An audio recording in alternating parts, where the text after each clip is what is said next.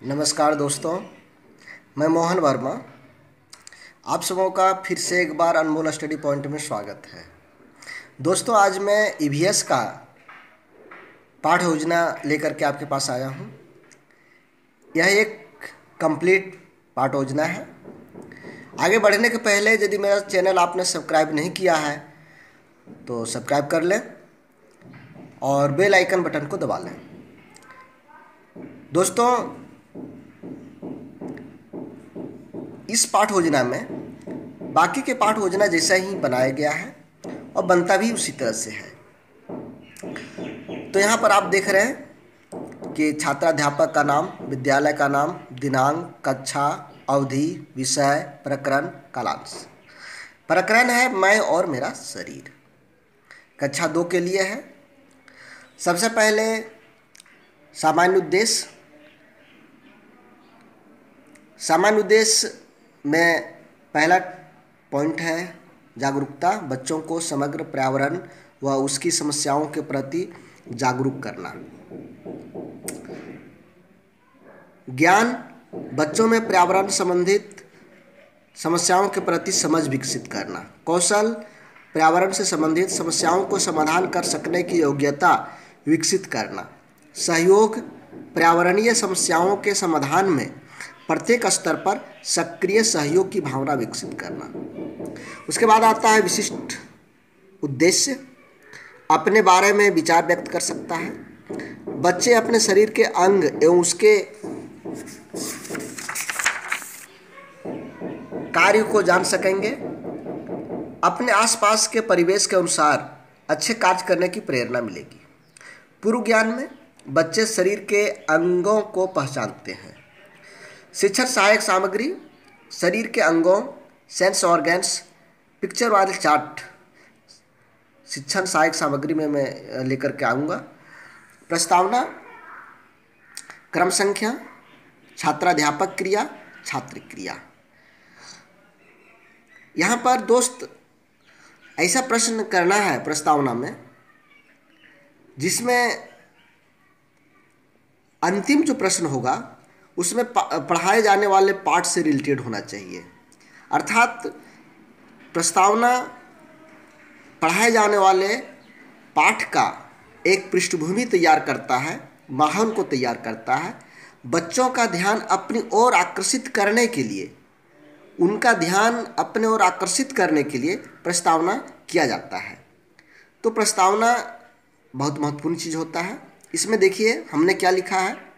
3 column बनाए हैं। क्रम संख्या, छात्राध्यापक क्रिया, छात्र क्रिया। पहला पॉइंट में तुम्हारा नाम क्या है? छात्र क्रिया रमेश कुमार। दूसरा पॉइंट, शरीर के कोई 2 अंग का नाम बताओ। हाथ, नाक। हमारे शरीर में कितने सेंस ऑर्गन्स हैं? मौन। मतलब ये समस्यात्मक प्रश्न हुआ। आगे चलिए। उद्देश्य कथन। आज हम लोग मैं और मेरा शरीर के बारे में पढ़ेंगे। प्रस्तुतिकरण में आप इसमें 4 कॉलम बना लीजिए। पहला कॉलम क्रम संख्या, दूसरा कॉलम शिक्षण बिंदु, तीसरा कॉलम छात्राध्यापक क्रिया, चौथा कॉलम छात्र क्रिया। पहला कॉलम में पहला पॉइंट में लिखिए हमारा शरीर। यहाँ पर शिक्षक हमारे शरीर के बारे में बताएंगे। छात्र क्रिया जो होगा वो मौन रहेगा। हमारा शरीर बहुत सारी अंगों से मिलकर बना है। हमारे अंग 2 प्रकार के होते हैं, बाहरी अंग, भीतरी अंग। बाहरी अंग का फिर यहाँ डिफिनेशन करेंगे। यहाँ पर दोस्त आप चित्र भी बना सकते हैं या चित्र वाले चार्ट जो हैं उसको यहाँ पर पिनअप कर सकते हैं। जैसे बाहरी अंग का बारे में हम यहाँ बात कर रहे हैं तो एक बच्चा का बाहरी अंग जो है उस तरह से जैसे सिर, आँख, नाक वाले चार्ट को आप यहाँ पर लगा सकते हैं और उसको शिक्षक जो है अंगों को दिखाते हुए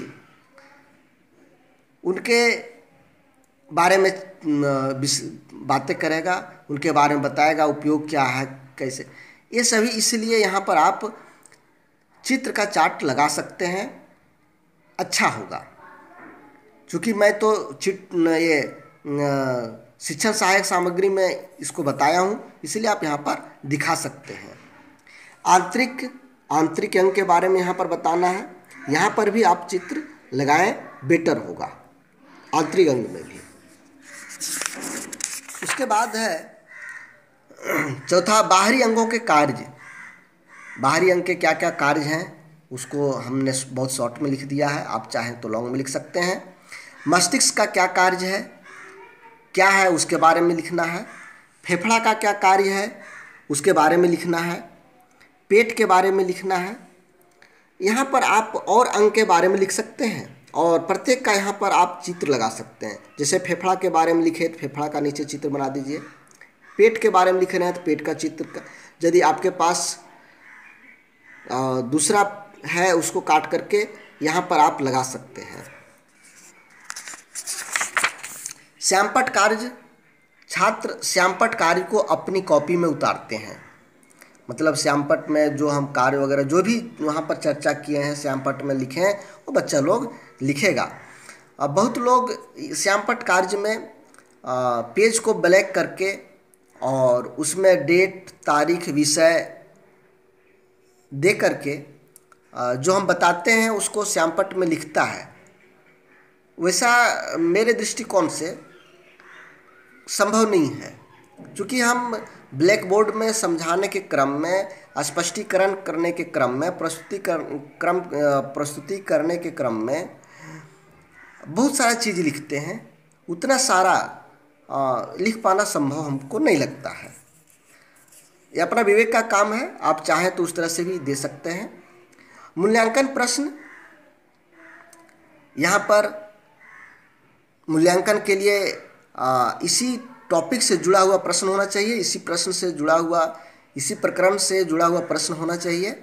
हमने यहाँ पर लिखा है हमारे शरीर के बाहरी अंगों के नाम बताएं, हमारे शरीर के आंतरिक अंगों के नाम बताएं, हमारे लिए मस्तिष्क क्यों उपयोगी है, फेफड़ा का क्या कार्य है। निरीक्षण कार्य में शिक्षक बच्चों के कॉपियों का निरीक्षण करता है तथा आवश्यक दिशा निर्देश देता है। अंत में आता है गृह कार्य। यहाँ पर आप या तो प्रश्न लिख सकते हैं या इस पाठ के अभ्यास प्रश्नों को हल करके लाना है, आप इसको भी दे सकते हैं। अंत में प्रधानाध्यापक का हस्ताक्षर बाएं तरफ करवाना है, दाहिने तरफ छात्राध्यापक का हस्ताक्षर रहेगा। दोस्तों, मैं और सारा वीडियो अपलोड करने वाला हूँ। आप मेरा चैनल यदि सब्सक्राइब नहीं किए हों तो जल्द से सब्सक्राइब कर लें और बेल आइकन बटन को दबा के रखें। दोस्तों, मेरे वीडियो को लाइक करना और शेयर करना ना भूलें। धन्यवाद।